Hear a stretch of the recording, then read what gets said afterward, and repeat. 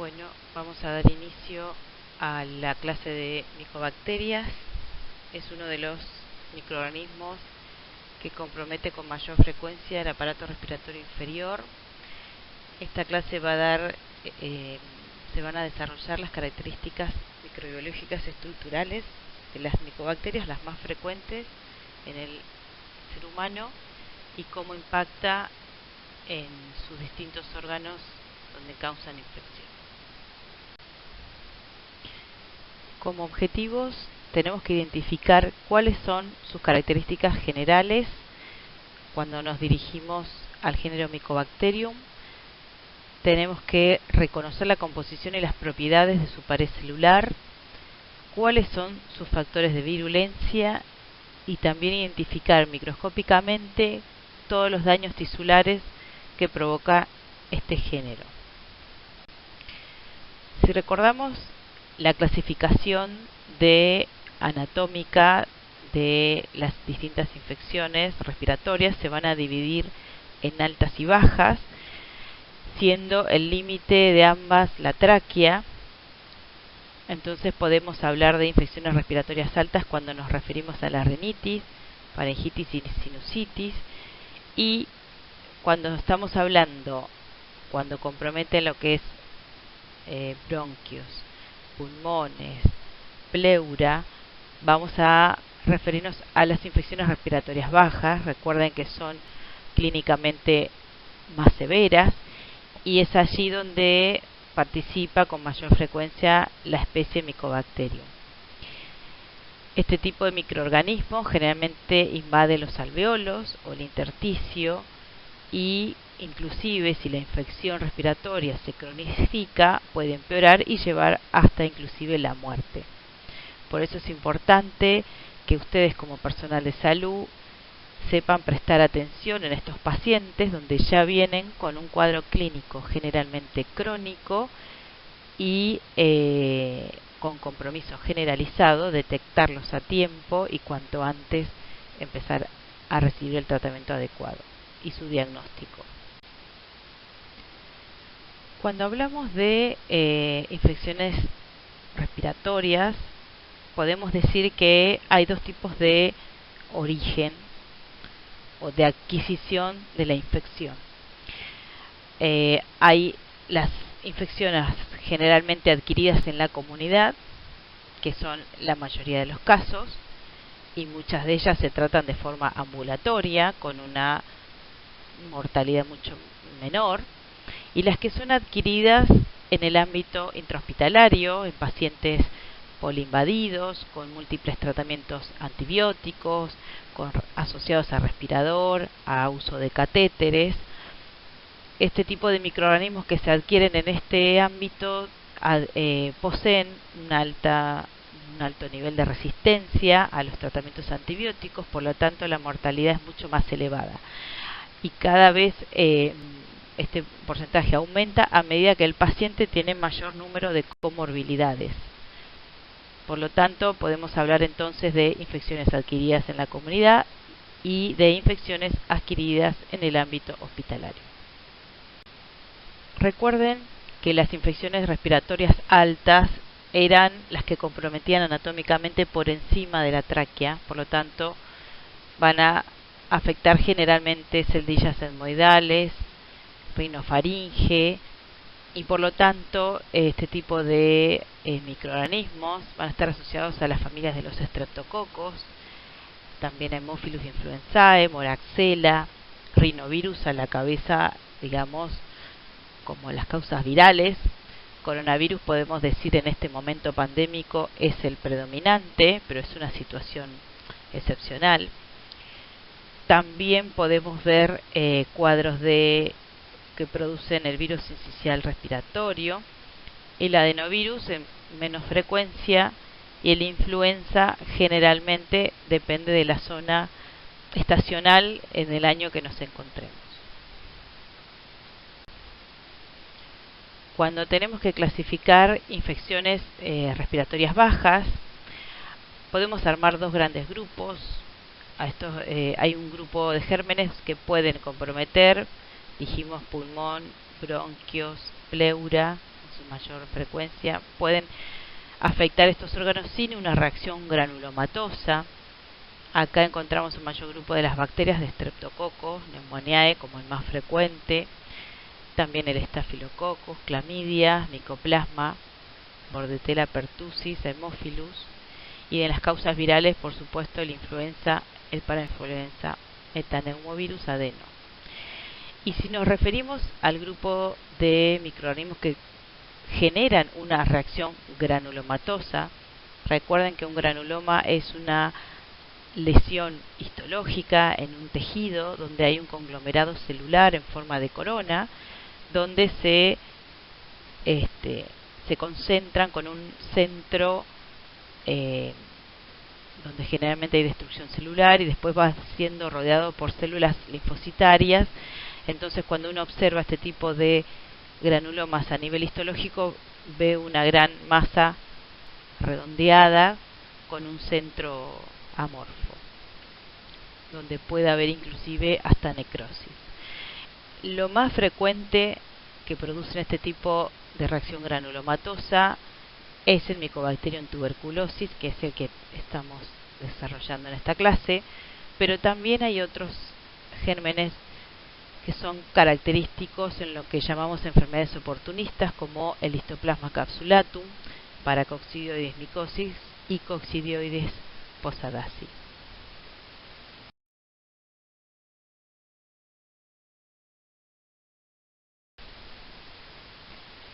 Bueno, ahora vamos a desarrollar la familia de las especies de Mycobacterium tuberculosis. Como epidemiología tenemos que saber que es el agente productor de la enfermedad que llamamos tuberculosis, es de distribución universal y los hospedadores susceptibles son inmunocomprometidos. Como factores de riesgo tenemos que saber que es mucho más frecuente en las personas que viven en una situación de hacinamiento, con inadecuadas condiciones higiénico-dietéticas, que poseen comorbilidades, como por ejemplo cáncer, diabetes, alcoholismo o infección por VIH. Generalmente este tipo de hacinamiento, cuando una persona adquiere esta infección, también puede afectar a los convivientes, donde pasan largas horas diariamente en una vivienda muy pequeña sin una adecuada ventilación. La fuente de infección es el hombre bacilífero, que es cuando nos referimos cuando una persona elimina por vía aérea el bacilo, y esa es la vía de transmisión, inhalar las partículas que contienen el bacilo y van a ingresar por vía aérea a nuestro aparato respiratorio. Es importante saber que es una de las principales causas de muerte a nivel mundial. También el tratamiento, cuando hablamos de tuberculosis, el tratamiento se hace con múltiples drogas porque este bacilo ha adquirido distinta resistencia a estas distintas drogas, por lo tanto requiere un número mínimo de 4 medicamentos diferentes. Por eso cuando hablamos de tuberculosis, la gran mayoría todavía sigue siendo sensible, pero hay un porcentaje muy alto en los pacientes VIH positivo donde adquieren la tuberculosis, que llamamos multiresistente, donde generalmente la primera línea de tratamiento no es suficiente y requieren drogas de segunda línea para curar esta infección. En su gran mayoría son adultos de género masculino. Generalmente es de denuncia obligatoria, pero sobre todo inclusive cuando el caso ya es sospechoso, sin siquiera tener la confirmación, uno debería notificar al Sistema Nacional de Vigilancia. Bueno, como dijimos, uno de los factores de riesgo, si recuerdan, es que hablábamos del hacinamiento. Si ustedes observan este cuadro donde se describen las distintas provincias de nuestro país con una tasa de notificación general nacional del 26,55 cada 100.000 habitantes. Fíjense las primeras tres provincias, Salta, Jujuy y Formosa.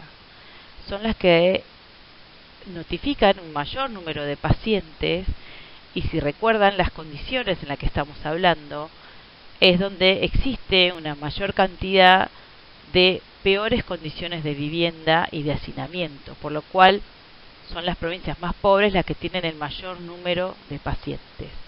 A medida que vamos bajando en lo que llamamos las provincias del sur, o lo que sería Buenos Aires, que está más o menos en el medio, las condiciones van mejorando y entonces la notificación es menor. Pero Salta, Jujuy, Formosa y en cuarto lugar Chaco son las provincias más pobres de nuestro país. Capital Federal, sepan que tiene un número elevado porque es el distrito con mayor población por metro cuadrado del país, entonces el número también va a ser elevado. Pero es importante recordar las condiciones en las cuales se adquiere, que son el hacinamiento, las malas condiciones higiénico-dietéticas y las comorbilidades. Cuando tenemos que describir la fisiopatogenia, hablamos de una primoinfección, se llama el primer contacto del hombre con el bacilo. Esta primoinfección puede desarrollar dos situaciones.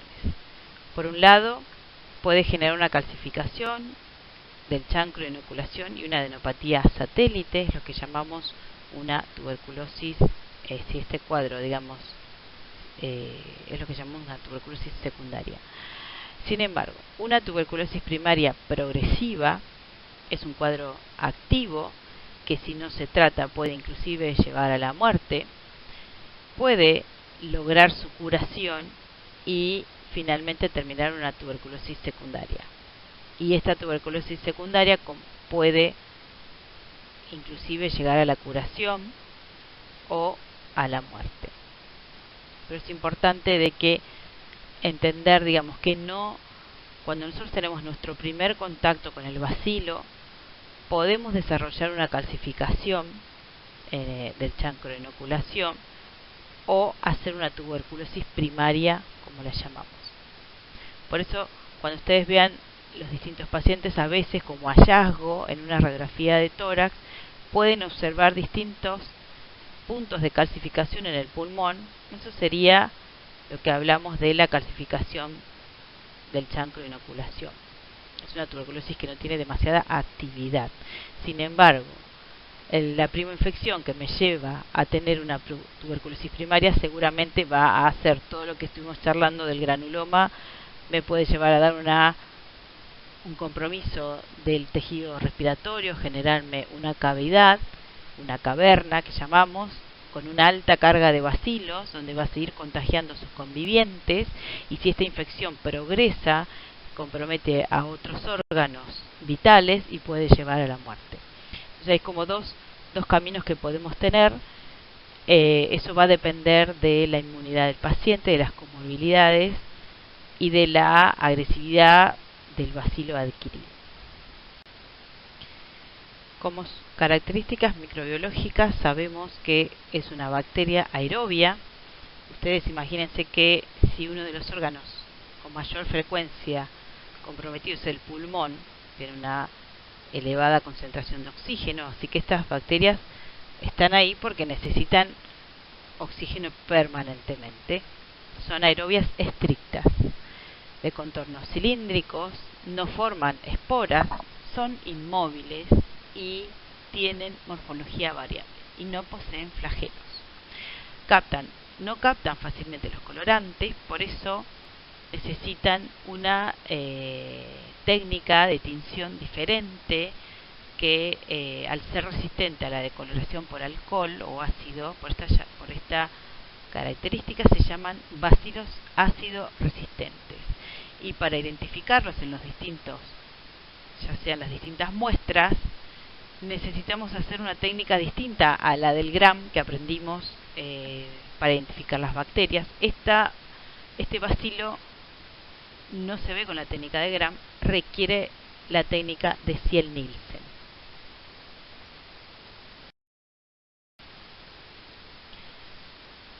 Como características estructurales, tiene una pared celular muy gruesa con un elevado contenido lipídico que supera alrededor del 60% de su peso seco. La pared consta de 4 capas. Si partimos del interior hacia el exterior, por supuesto vamos a empezar con la membrana citoplasmática. Después va a tener una capa muy extensa de peptidoglicanos que están unidos a polisacáridos, los cuales van a estar esterificados con ácido micólico, que a su vez también van a poseer lípidos libres, glicolípidos y peptidoglucolípidos.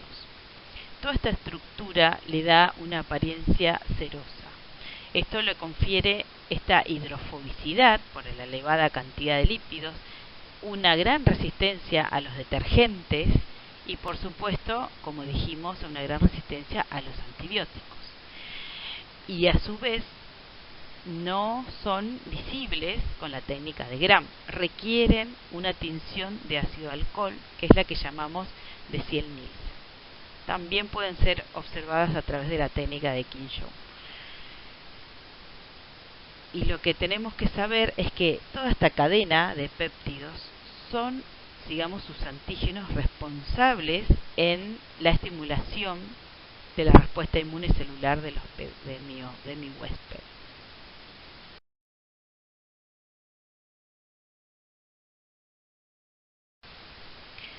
Cuando hablamos de la patogenia, recuerden que dijimos que se adquiría por vía aérea, inhalando las partículas que contienen el bacilo. Para eso, recuerden que el hacinamiento es uno de los factores de riesgo más importantes, por lo cual requerimos una exposición prolongada. Por eso los que se van a infectar van a ser los convivientes. Estas partículas que se aerolizan, que contienen los bacilos, quedan suspendidas en el aire, por lo cual pueden ser inhaladas por cualquiera de las personas que convivan con el paciente infectado. Estas micobacterias son opsonizadas por moléculas del complemento y esto permite que pueda ingresar al macrófago de manera eficiente. La replicación inicialmente dijimos que entra por vía aérea, va a llegar a los bronquiolos, los más pequeños, y a los alveolos, y es allí donde va a comenzar su lesión primaria o tubérculo. Una vez que inicia esta respuesta inmune, las bacterias disminuyen y se desarrolla este granuloma con su posterior liquefacción, que es lo que llamamos el granuloma gaseoso, donde en el centro va a tener un líquido que es el calcium, que generalmente corresponde a la destrucción celular. En este cuadro está la clasificación de micobacterias que frecuentemente comprometen al humano. Tenemos las micobacterias tuberculosis, el Mycobacterium tuberculosis complex, es allí donde tenemos el Mycobacterium tuberculosis, del cual estamos hablando. También podemos ver otras especies como el Mycobacterium bovis y el Mycobacterium africanum. Después tenemos otra especie que es el Mycobacterium leprae, donde me va a dar origen a la enfermedad que llamamos lepra. Y después tenemos otra clasificación de micobacterias de crecimiento lento, cuando requieren más de 7 días, como el Mycobacterium kansasi, el marinum, el Gordonae scrofulaceum y el Mycobacterium avium complex. Acá tenemos, son generalmente productores del avium complex, lo vamos a encontrar como productor de infecciones oportunistas en pacientes inmunocomprometidos. Y después tenemos micobacterias de crecimiento rápido, y ahí tenemos como micobacterias más atípicas que generalmente comprometen otros órganos, como el Mycobacterium abscessus o Chelonae o el Fortuitum. Generalmente el abscessus puede comprometer con mayor frecuencia la piel, y el Chelonae inclusive puede generar cuadros diseminados. pero va a depender el impacto de mi huésped, según la cantidad de comorbilidades que tenga mi huésped.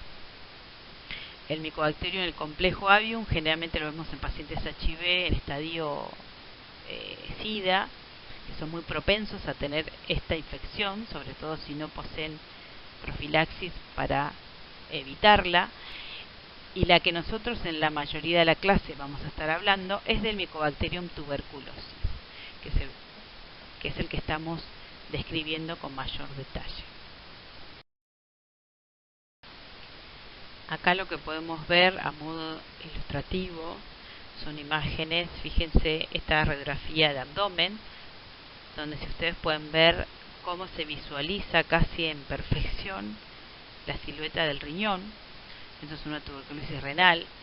Generalmente lo que hace es aumentar el tamaño renal y comprometer todo el tejido. Entonces, por eso se visualiza, fíjense, todos los lóbulos del riñón están perfectamente delineados.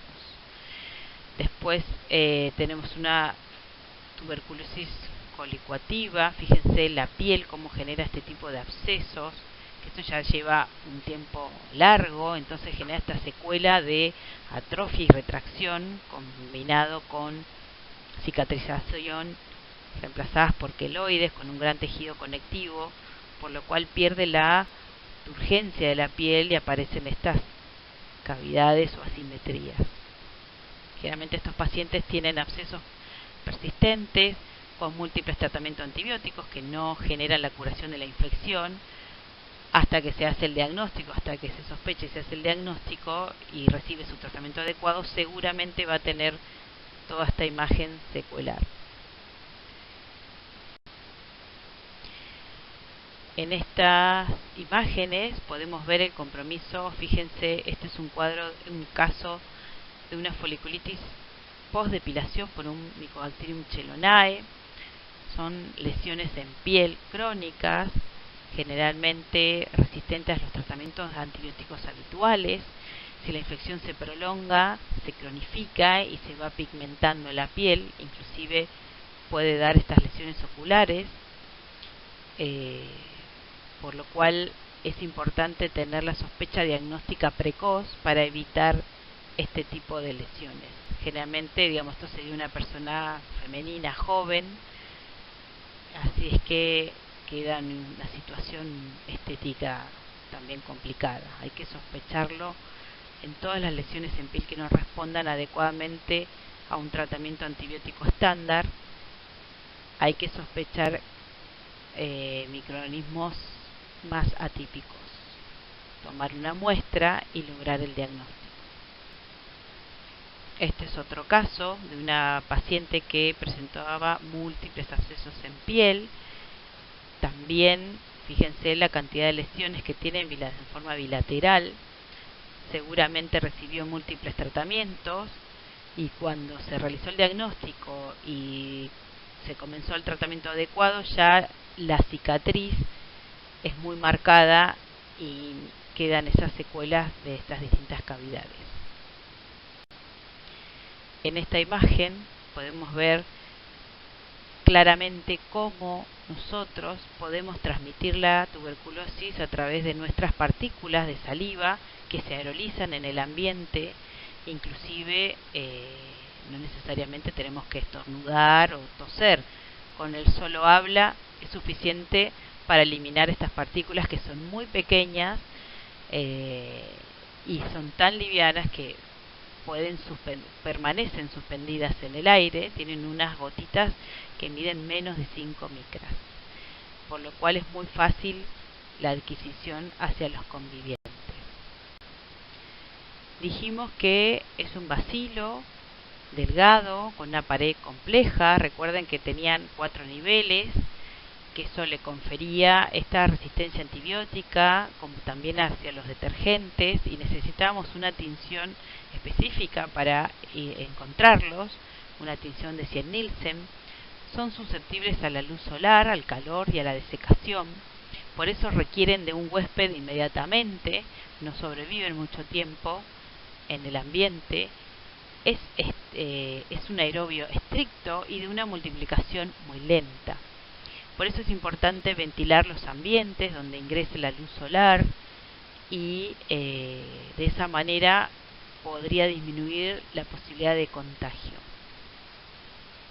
Cuando nos referimos de que es una multiplicación muy lenta, cuando nosotros lo tenemos que estudiar y cultivar, si lo comparamos con una bacteria, como por ejemplo el Staphylococcus aureus, la multiplicación del Staphylococcus es en pocos días, en poco tiempo, ya se observan las colonias en los medios de cultivo sólidos.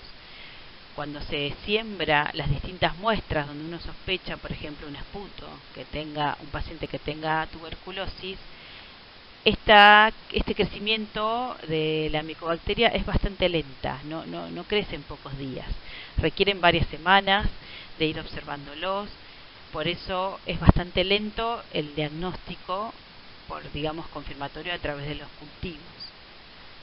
Así es que es importante una sospecha clínica precoz para iniciar el tratamiento aún sin tener la confirmación del cultivo. Cuando hablamos de compromiso, digamos, ¿dónde se localiza en mayor frecuencia? Dijimos el pulmón. Aerobio estricto, necesita oxígeno, es el primer órgano afectado en más del 80%. Ahí pueden aparecer también inclusive un compromiso ganglionar a nivel mediastinal y a veces pleural, en un menor porcentaje. Y después está lo que llamamos tuberculosis extrapulmonar, que es alrededor del 20%, donde puede afectar otros órganos distintos al aparato respiratorio. Y ahí podemos ver, en mucho menor frecuencia, la tuberculosis urogenital, osteoarticular, meningia, ¿sí? Son cuadros un poco más complejos y hay que sospecharlos para llegar al diagnóstico. Pueden simular infecciones, por ejemplo, la meningia claramente ingresa con una clínica de meningitis y no va a resolver con el tratamiento de meningitis bacteriana clásica. Estos pacientes tienen una clínica mucho más severa. El líquido cefalorraquídeo es diferente, tiene diferentes características físico-químicas, con lo cual uno inicialmente, si la sospecha, podría diagnosticarlas rápidamente. Y recuerden que todas estas muestras que uno, ya sea por biopsia o por ejemplo, si le hacen una exéresis del riñón o si le hacen alguna exéresis ganglionar, siempre hay que pensar, sospechar y pedir una tinción especial. Recuerden que no se ve por el gramo, hay que pedir tinción de 100 Nielsen. Y si estamos hablando de un paciente inmunocomprometido severo, como dijimos, un paciente HIV en estadio SIDA, puede inclusive aparecer lo que llamamos una tuberculosis diseminada o miliar, cuando el compromiso es generalizado y el componente del tejido respiratorio del pulmón no es la clásica caverna que estamos acostumbrados a ver, sino es un infiltrado miliar bilateral de ambos pulmones. Es una imagen muy característica, pero solo se suele dar en este tipo de pacientes inmunocomprometidos severos.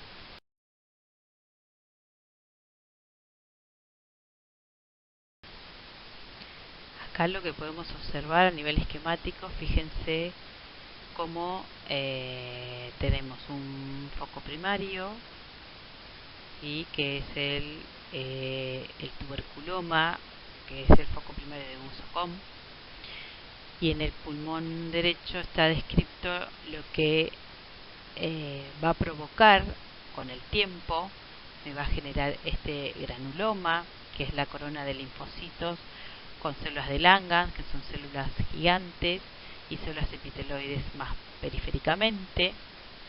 Este es el compromiso del tejido pulmonar que más frecuentemente provoca. Fíjense cómo se puede ver el compromiso de los múltiples granulomas en todo este pulmón esquemático, y a mano derecha tienen la imagen del granuloma anatomopatológica, donde tiene un centro que llamamos el casium, rodeado por una gran corona de linfocitos, que es lo de color violeta, y después va donde vamos a encontrar, si lo miramos con mayor aumento, las células de Langhans y las células epiteloides a nivel periférico. Y en la parte inferior vemos lo que llamamos la tinción de Ziel-Nielsen, donde se observan los bacilos de Gram, los bacilos de Koch, teñidos de color fucsia con un fondo turquesa.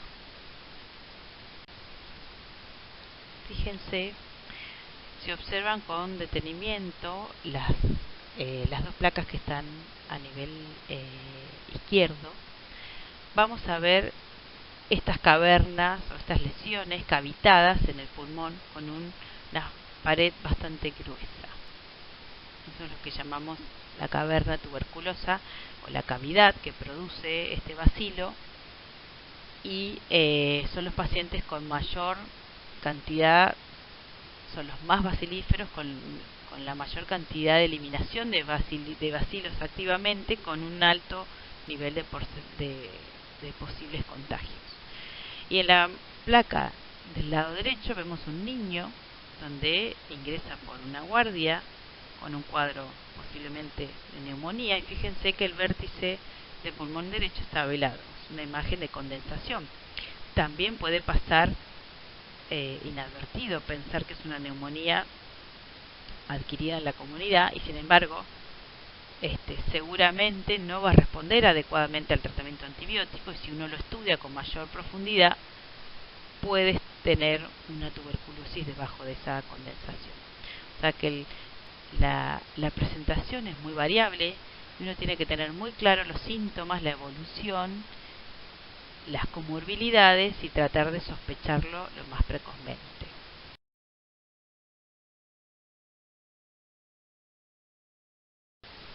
En este cuadro lo que vemos es un poco la historia natural de la enfermedad. También se da, por supuesto, en pacientes inmunocompetentes, que es lo que podemos llamar una persona sana, donde tuvo un riesgo de infección, adquirió la infección, y ya sea por un contacto estrecho de un familiar conviviente o de algún ámbito laboral complicado, con poca ventilación y mucho hacinamiento, también se puede adquirir.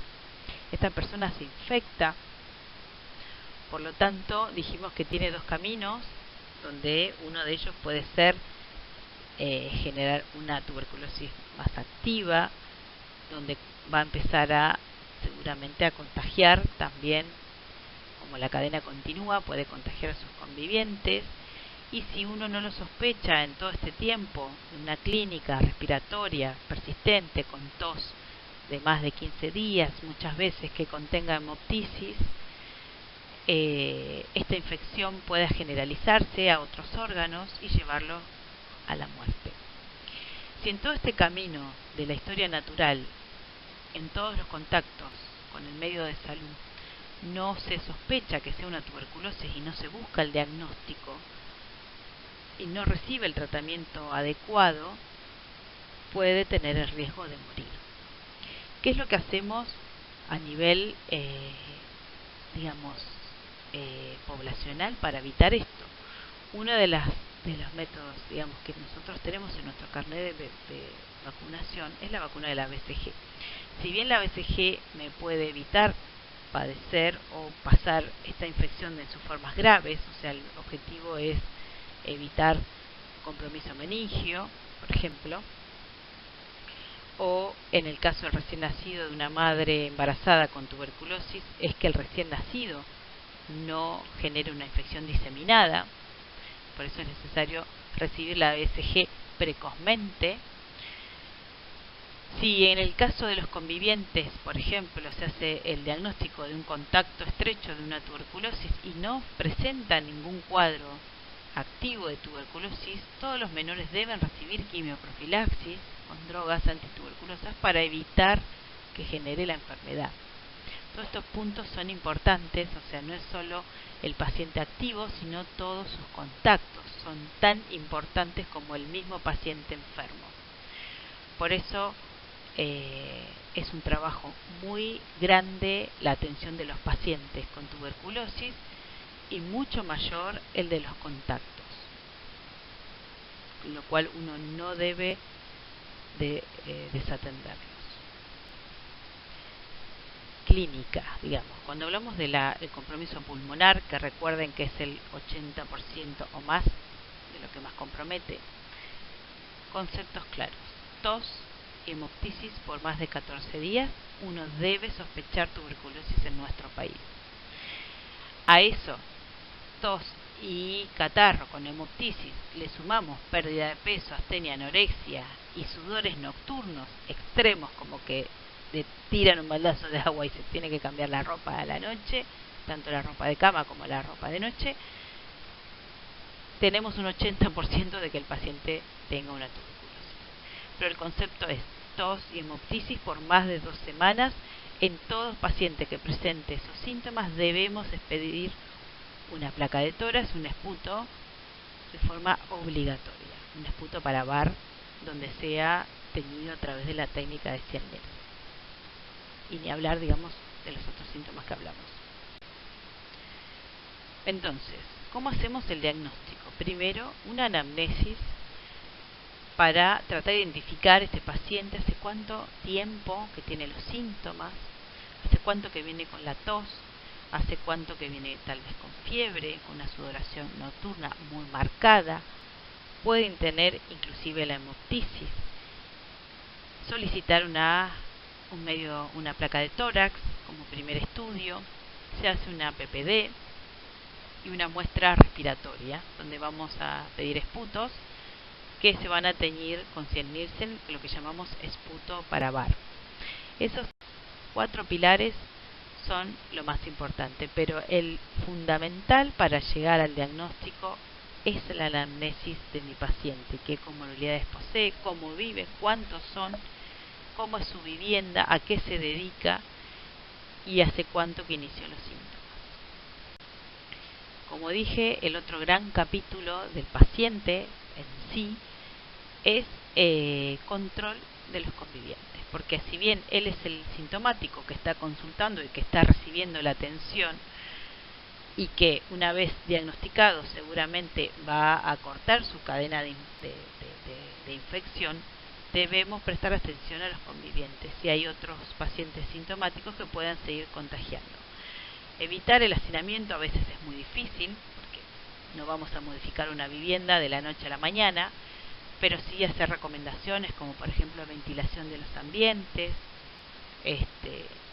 y también tratar de mejorar la alimentación y ver qué clase de, si mi paciente es un inmunocomprometido, por ejemplo es un diabético sin tratamiento, tratar de empezar su atención y corregir o mejorar el impacto de la diabetes, como por dar un ejemplo. Como les dije, una de las medidas de prevención que tenemos en nuestro país es la vacuna BCG, que se da generalmente en los primeros días de vida. Esto está, digamos, en nuestro calendario nacional para el recién nacido, y lo que protege en realidad es para formas graves, las formas diseminadas. No me protege para la forma pulmonar, que habitualmente es lo que encontramos, pero este tipo de compromiso diseminado son las que tienen una elevada mortalidad, por lo cual es una medida fundamental para disminuir la mortalidad. Entonces, volvemos al diagnóstico, la anamnesis, primer paso, fundamental: interrogar cómo viven, qué hace, desde cuándo tiene los síntomas, a qué se dedica, sospecha clínica y por lo tanto seguir con los esputos para VAR, si es que tiene un cuadro respiratorio, una radiografía de tórax para ver el impacto a nivel pulmonar, una prueba de tuberculina, y en caso de que se realice algún tipo de biopsia, ya sea ganglionar, renal o lo que sea, mandar las piezas de anatomía patológica y por supuesto el control de los contactos. Tuberculosis latente. ¿Qué es lo que llamamos tuberculosis latente? Es cuando un paciente se realiza la prueba tuberculínica, la PPD, y nos da positiva. En un inmunocompetente yo esperaría una induración de más de 10 milímetros. En los inmunosuprimidos consideramos positivas con más de 5. Esto lo que me indica es que el paciente tuvo contacto con la micobacteria, ya sea de forma reciente o antigua, pero no, digamos, a una enfermedad. No es que me hace el diagnóstico de tuberculosis, simplemente me marca el contacto. ¿En qué momento vamos a hacer una PPD? Esto va a ayudar cuando sospechamos tuberculosis en los niños, cuando vamos a evaluar a pacientes cuando vamos a evaluar a trabajadores de la salud que hayan tenido alguna situación riesgosa con un paciente con tuberculosis. También en los HIV es un poco discutido el uso de la PPD porque nuestro país tiene una alta incidencia de contacto con el bacilo de la tuberculosis, entonces hay una gran mayoría dentro de nuestra población que me da una PPD positiva y no necesariamente tienen una tuberculosis activa. Entonces, lo que hay que entender es que la PPD me marca un contacto, puede ser reciente o antiguo, pero no una enfermedad activa. Puede ayudar a acercar al diagnóstico, pero no lo confirma. O sea, con un paciente que me venga a ver en el consultorio con una PPD positiva no es suficiente para que yo le indique el tratamiento y piense que tiene una enfermedad que esté contagiando. Hay que estudiarlo. Me marca un contacto. ¿En qué consiste la PPD? Es la prueba de tuberculina. Generalmente es una prueba cutánea donde se inyecta en la cara externa del antebrazo un derivado proteico purificado, por eso tiene las siglas PPD. Es un método para hacer un diagnóstico ya sea de latente o de una tuberculosis, a ver si este paciente tuvo un contacto, ya sea reciente o antiguo. Por lo cual, si la prueba de tuberculina me da negativa y el paciente es inmunocompetente, podemos decir que no está infectado. Si la tuberculina es negativa en un paciente inmunodeprimido o un niño, podemos decir que es negativo y no está infectado. Si la prueba de tuberculina me da positiva en alguien que haya recibido la vacuna BCG en los primeros días de su vida, podemos tener dos caminos. Puede ser negativo y no está infectado, o puede estar positiva, pero porque está transitando una infección activa. Entonces, en este paciente tengo que estudiarlo con mayor profundidad. Y si se da positiva en alguien que nunca recibió la BCG, directamente podemos pensar que está infectado. Pero no es suficiente la PPD para hacer el diagnóstico de tuberculosis. Requiero otras muestras, requiero otros estudios diagnósticos de imagen y muestras biológicas. Esto es un puntapié, una orientación, pero no es una confirmación de ninguna forma. Fíjense cómo es la prueba. En realidad es una inyección de este derivado proteico en la cara, generalmente es anterolateral del antebrazo. Se mide la pápula, o sea, lo que tiene que observarse es la sobrelevación de la piel, no necesariamente la mácula que se pueda producir. Se mide de manera estricta la pápula o la sobrelevación de la piel. Para esto hay que hacer un entrenamiento de cómo se hace la inyección y cómo se mide, porque no hay que confundir la mácula, que posiblemente pueda aparecer en todos los pacientes como una reacción, e informarlo de manera incorrecta. Por eso siempre hay que hacerlo en un lugar con el personal entrenado y capacitado para la lectura y para la inyección del componente proteico. La prueba IGRA es un ensayo de liberación de interferón gamma. Generalmente se hace en sangre periférica. Esto ayuda a complementar el diagnóstico. Es algo muy parecido a la PPD. ¿Qué es lo que busca? Cuantificar el interferón gamma que produce el linfocito T sensibilizado por este contacto con el antígeno del Mycobacterium. Esto no me va a determinar una infección. Lo que sí, tampoco una infección latente activa. Lo que sí se puede mejorar es en los individuos inmunocompetentes, no en los niños pequeños, y su resultado puede ser bastante difícil de interpretar en los inmunocomprometidos, por lo cual no es de uso masivo. Actualmente en nuestro medio no se utiliza, pero existe y sigue en otros lugares se utiliza de manera rutinaria. Bueno, recordemos 80% compromiso pulmonar. El esputo es la muestra de elección, la primera. Un esputo es la forma más frecuente de hacer el diagnóstico, es una muestra sencilla. Generalmente se piden 3 muestras de distintos días. Al aumentar la cantidad de muestras puede aumentar la posibilidad de detectar el bacilo. En la primera, generalmente, si el paciente es bacilífero, ya el 80% nos da positivo. Si no fue, esto tiene una dificultad de la forma, la toma y la calidad de muestra, o sea, tiene que tener una gran concentración de esputo y una baja concentración de saliva, o sea que la muestra sea prácticamente bronquial. Y el esputo es una de las muestras de elección por su sencillez, por su accesibilidad, por la tinción sencilla, decía el Nielsen, que uno hace sobre el esputo, y la rapidez en la cual hacemos el diagnóstico. Esto con respecto a la tinción. Y por supuesto, bueno, ¿por qué pedimos 3 muestras? Porque va aumentando el porcentaje de posibilidad de diagnóstico en caso de que la primera muestra no fuera suficiente. Fíjense, el primero detecta el 80%, con la segunda muestra aumentamos un 15 más, y con la tercera muestra podemos decir con un 100% que el paciente es positivo o 100% que es negativo. Siempre, por supuesto, va a depender de la calidad de la muestra. No importa que lleve 3 muestras, si son saliva no las voy a encontrar, tienen que ser muestras de calidad, prácticamente bronquiales. Cuando hablamos de lo que dijimos baciloscopía, es la técnica de tinción de Ciel-Nielsen, rápida, sencilla, con un bajo costo.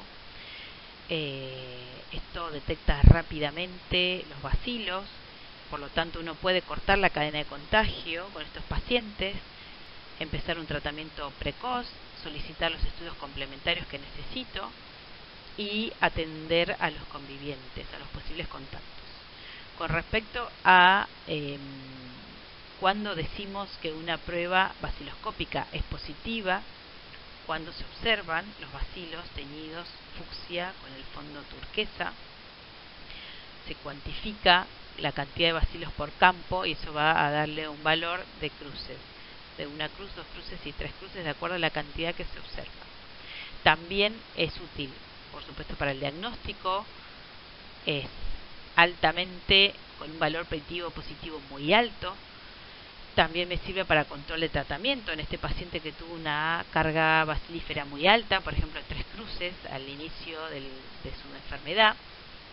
Podemos hacer una nueva muestra mensual o a los 2 meses antes de terminar la primera etapa del tratamiento y ver cómo negativizan.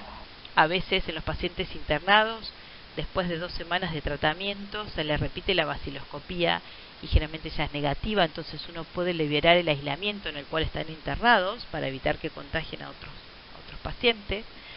Por lo tanto, es muy útil no solamente para el diagnóstico, sino también para el control del tratamiento. Recuerden que hablamos de una tuberculosis pulmonar, entonces si el paciente tal vez está en un estado crítico, muchas veces no es posible tener un esputo de expectoración espontánea, entonces en ese tipo de pacientes, si las muestras no son exitosas, uno podría hacer un lavado broncoalveolar, ya sea en pacientes que estén con un cuadro clínico muy severo o en pacientes donde no fue exitosa, digamos, la muestra de esputo. También, como los recién nacidos o los niños muy pequeños no tienen la posibilidad de expectorar de manera espontánea el esputo. En ellos generalmente se hace un lavado gástrico para detectar todos los bacilos que ingieren, porque recuerden que los niños degluten las secreciones respiratorias, entonces uno podría encontrar estos bacilos en los lavados gástricos y si estamos sospechando tuberculosis extrapulmonar, uno debe empezar a buscar el bacilo en otras muestras, como por ejemplo orina, se encontró se ingresa con un cuadro meningio, hacer la tinción en un líquido cefalorraquídeo. Si por ejemplo tiene un cuadro de derrame pleural sin una causa muy clara y un pulmón limpio, uno podría tomar una muestra de líquido pleural y buscar también los bacilos, líquido pericárdico, líquido articular. También uno puede hacer cultivos si estamos hablando de un paciente, por ejemplo, HIV en estadio SIDA y sospecho que tenga una infección generalizada por el complejo avium, puedo tomar muestras de cultivo en sangre. También si encuentro abscesos en algún órgano, secreciones purulentas, tomar muestras de donde esté localizado, o biopsias, si por ejemplo encuentro un engrosamiento intestinal y no queda muy claro la causa y se puede llegar a hacer una biopsia, también siempre las muestras deben ser enviadas con sospecha de tuberculosis para que el patólogo haga la tinción de Ziel-Nielsen. Entonces, digamos, ¿cómo haríamos el diagnóstico? ¿Sí? Dijimos el esputo, dijimos la PPD, dijimos medios de imagen, placa, ecografía, localización que yo sospeche. Pero también hay otras formas moleculares de diagnóstico de sospecha de infección, que si bien no están accesibles a todas las instituciones, uno puede enviar las muestras y ser procesadas. El cultivo es el diagnóstico microbiológico por el cual, una vez que logramos aislar el bacilo, se puede hacer el antibiograma, que es tan importante para clasificar este bacilo si es sensible o resistente, fundamental para el tratamiento. Como dijimos, las muestras de sangre son muestras de hemocultivos que se llaman hemocultivos por lisis y centrifugación.